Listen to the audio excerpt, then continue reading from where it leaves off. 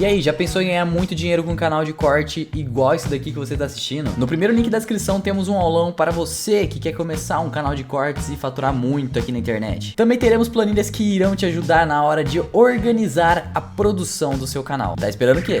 E essa questão de poder fazer contratos também é interessante. Porque imagina a loucura que seria hoje fazer um contrato em Bitcoin. Imagina que eu chego pro Eduardo, que tá aqui sentado, né, me auxilia em tudo, eu falo, Eduardo, você vai receber 1 Bitcoin por ano. Só que eu combinei isso com ele quando o Bitcoin valia 50, e de repente agora vale 250 mil. Não dá. Você quer, né, Eduardo? Eu aceito.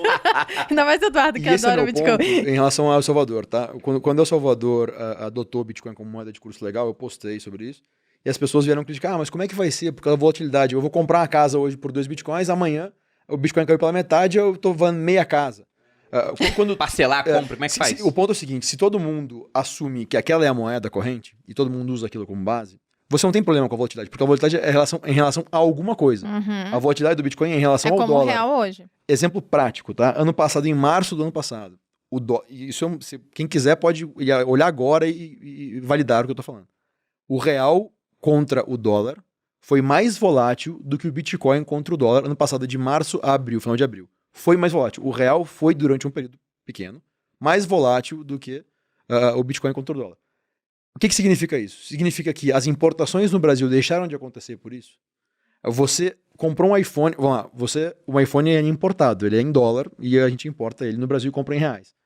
Por acaso, quando o dólar foi de R$4 a quase R$6, o iPhone aumentou de preço rapidamente na loja? Demora. No dia seguinte, isso aconteceu? Não, porque as importações já tinham sido feitas, já havia um contrato de hedge cambial, tudo isso, a estrutura já estava pronta e pensada, assim como já está, para funcionar, independente da volatilidade do real. Quem vai fazer um contrato de importação? Se você for hoje, Bruno, importador, você vai importar mercadoria, um contrato de 1 ano de importação de mercadoria da China.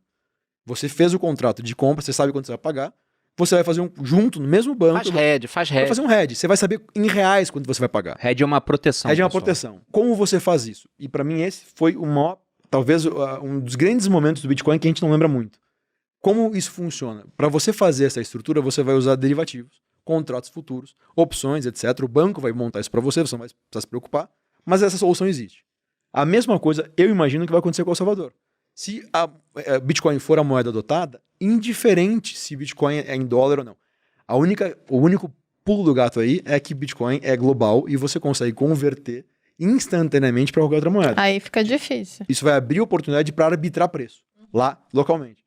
Você vai continuar tendo esse instrumento. Sim, eu ganho aqui vendo lá. Exato. E isso abre aí. mais um mercado. Lá tá mais caro. Em janeiro de 2018 teve o primeiro contrato futuro na CBOE e na CME, nas bolsas de Chicago, que é as maiores bolsas de derivativos do mundo.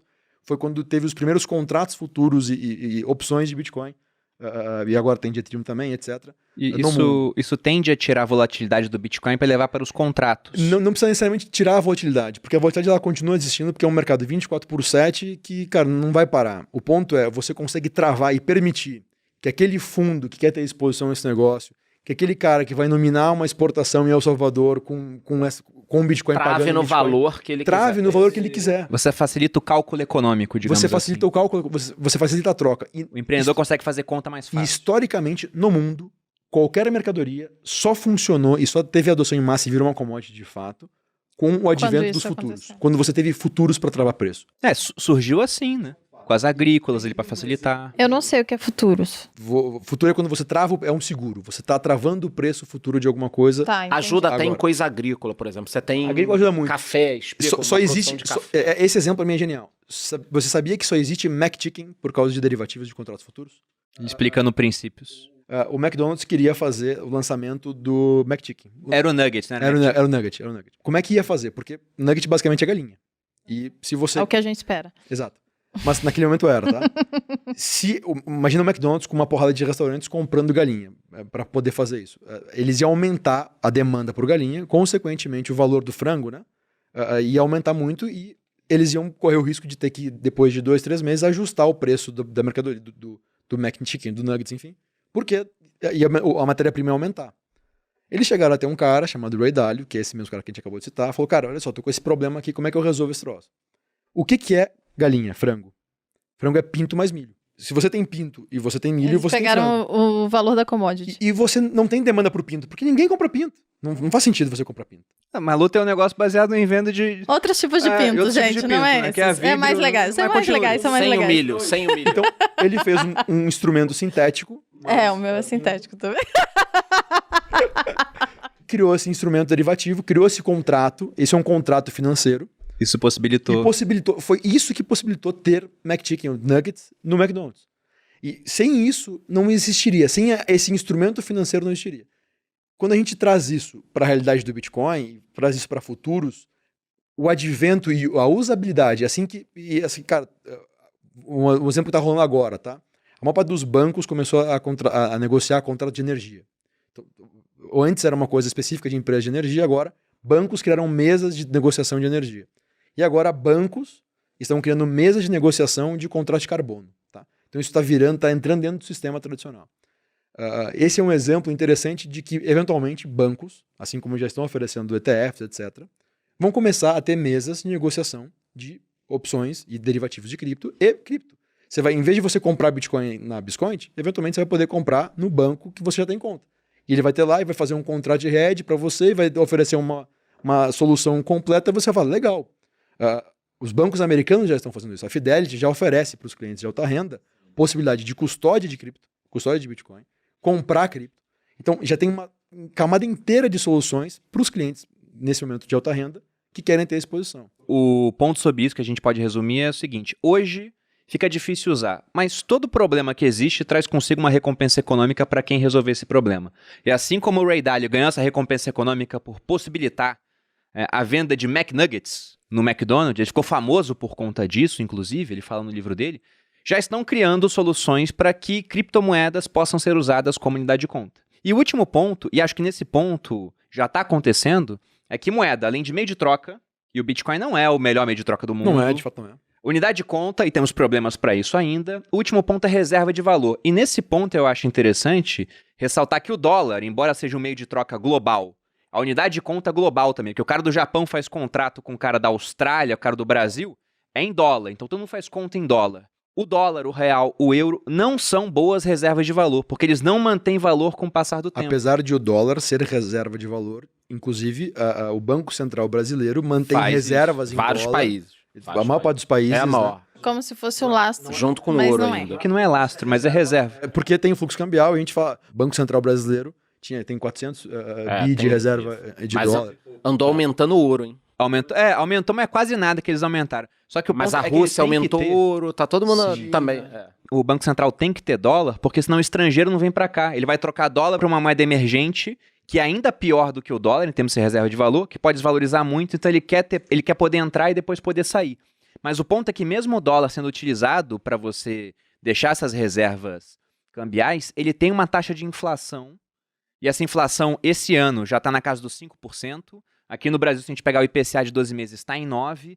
Então as moedas fiduciárias são horríveis como reserva de valor. O índice de inflação, você economista pode falar melhor, cara, é a deturpação da prática, né? Porque é a média é uma média do consumidor amplo, baseado na média de consumo desse consumidor amplo, baseado numa média de uma Então, assim, é a média da média da média. Se a gente fosse na Fica escola. muito menos volátil do que o restante Não, das coisas porque na individualmente. prática não é isso, né? Se você pegar IGPM, que é um outro índice de inflação, 39% em 12 meses, né? Os aluguéis são negociados pelo IGPM, não só pelo IPCA. Então você vai tomar um ajuste de aluguel, isso é 40% na cabeça em 12 meses, cara. Isso é bizarro. Você negocia, mas mesmo negociando, Não, eu tô você vendo o negocia. pessoal conseguindo 10, 15%. Você negocia, 15, mas cara, não é 15%. fácil. Não, 15% em um ano é Você coisa pra gosta de fundo cacete. imobiliário, tem vários fundos com Gosto. contratos Tem, reajustados tem. pelo IGPM. Tem. né? Eu também penso nisso. Agora, só um ponto. O Bruno tá falando seguindo a sequência da reserva de valor, né? Volto a falar, eu acredito muito no comportamento humano, muito economia comportamental, comportamento. Reserva de valor tem a ver com comportamento. Então, se eu acredito que o Bitcoin é uma reserva Que é de baseado em valor, confiança, né? você acredita, o Bruno acredita. Então é. Então é. Só que, sabe o que acontece? Nós três acreditávamos. Isso aí era mais ou menos. Quando uns bilionários começam a acreditar, Mais gente acredita. aí passa a ser uma reserva de valor um pouquinho maior. Então as pessoas têm que entender que saiu de $5 mil para $50 mil, porque muita gente começou a acreditar que é uma reserva de valor. Porque do momento que você já não consegue usar no dia a dia, por que essas pessoas estão comprando, além também da especulação? Porque muita gente está acreditando no longo prazo como reserva de valor.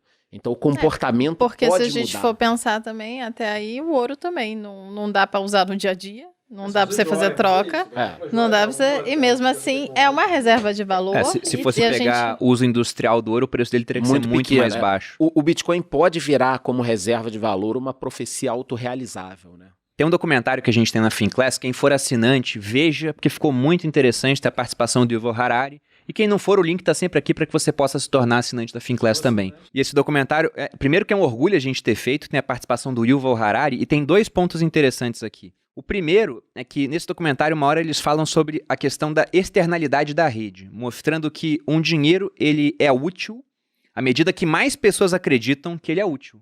O dólar é o dólar porque o mundo todo demanda Todo dólares. mundo. Todo mundo quer dólar. Agora o real não. Ele tem valor para o brasileiro, pro pessoal da América Latina. Agora tenta vender real na Rússia para ver quanto vão pagar no seu real.